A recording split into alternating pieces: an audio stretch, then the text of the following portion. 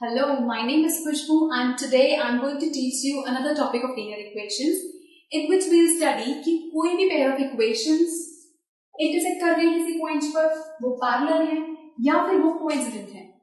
So basically हमारे पास linear equations की general form होती है a1x plus b1y plus c1 is equal to 0। Second हो जाएगा a2x plus b2y plus c2 is equal to 0। So in case अगर हमसे ये पूछा जाए कि कोई pair of linear equations consistent है या इनकंसिस्टेंट, पूछा जाए वो इंटरसेक्ट कर रहे हैं किसी पॉइंट पर या वो कोइंसिडेंट है या वो पैरेलल है, किस तरह का सॉल्यूशन है उनका, तो उसको इस तरह से देखा जाता है। सो ये हमारे पास जनरल इक्वेशंस होती है, ये पेयर ऑफ लीनियर इक्वेशंस है। फर्स्ट इक्वेशन ये है, सेकेंड इक्वेशन ये है। फर्स्ट केस, अगर हमारे पास a1 upon a2 is not equal to b1 upon b2, ऐसा कुछ आता है कि ये जो कोफिशिएंट्स हैं x के और ये जो कोफिशिएंट्स हैं y के, अगर ये इक्वल नहीं होते हैं तो उस केस में हम कहते हैं कि the given system of equations have unique solution। Unique solution होगा, और जब आप ग्राफ प्लॉट करके देखोगे उसका, तो वो ग्राफ पे कहीं ना कहीं आपकी लाइंस इंटरसेक्ट करेंगी किसी पॉइंट पर, और वो जिस पॉइंट पे इंटरसेक्ट करेंगी वही आपका बेसिकली यूनिक सोल्यूशन होगा। तो ये जो होती है इंटरसेक्टिंग लाइंस होती है। अगर आपके इक्वेशंस में ये फॉर्म आ रहा है तो वो इंटरसेक्टिंग लाइंस फॉर्म करेंगे और जिस पॉइंट पे इंटरसेक्ट करेंगी वो होगा हमारा यूनिक सॉल्यूशंस, और ये कंसिस्टेंट कहते हैं इनको। इसे कहा जाता है कि pair of linear equations are consistent है।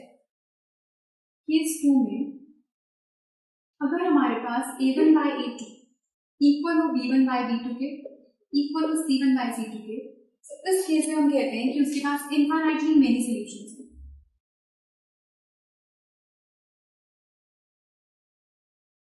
और लाइंस इस केस में कोइंसिडेंट होती है, दैट मींस दोनों लाइन की इक्वेशन एक के ऊपर एक आ जाएगी।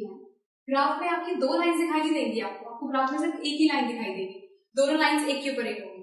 इसको कहते हैं कोइंसिडेंट। दिस इज कोइंसिडेंट, एक के ऊपर एक लाइंस, और कंसिस्टेंट होती है ये।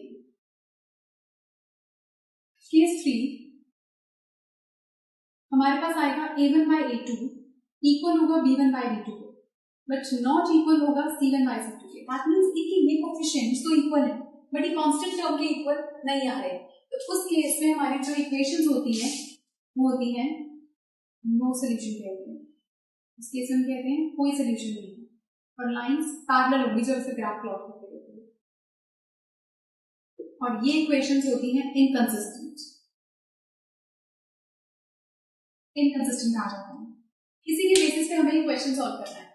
बेसिकली हमारे को दिया हुआ है 5x minus 4y plus 8 equal to 0, 7x plus 6y minus 9 equal to 0। हमें चेक करना है कि इसके पास find out whether the linear equation representing this has intersection at a point, parallel है या फिर वो coincident है।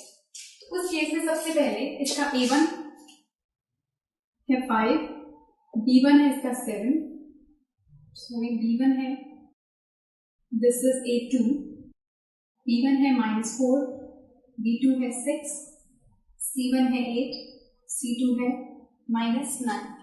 तो ये सारे हम इसके सारे पार्ट्स, अब इसको डाल के देखते हैं। a1 which is by a2 5 by 7, b1 by b2 है हमारे पास -4 by 6, b1 by b2 हमारे पास आ रहा है -4 by 6, इससे कट करेंगे तो 2 to the 3 का। a1 by a2 b1 by b2 भी पता लग रहा है कि ये इक्वल नहीं आ रहा, तो उस केस में हम c1 by c2 पे जाके चेक करेंगे ही नहीं, क्योंकि अगर हमारे पास फर्स्ट केस पे ये चीज इक्वल नहीं आ रही है देयर इज नो पॉइंट कि हम आगे सॉल्व करें, क्योंकि बाकी दोनों केसेस में ये चीजें इक्वल है। तो अगर यही चीज इक्वल नहीं आ रही तो आगे चेक करने की जरूरत ही नहीं है। दैट मींस इसका यूनिक सॉल्यूशन है। सो हम लिखेंगे the given system of equations has a unique solution, that means वो एक पॉइंट पे इंटरसेक्ट कर रहे हैं। The given system of equations will intersect at a point।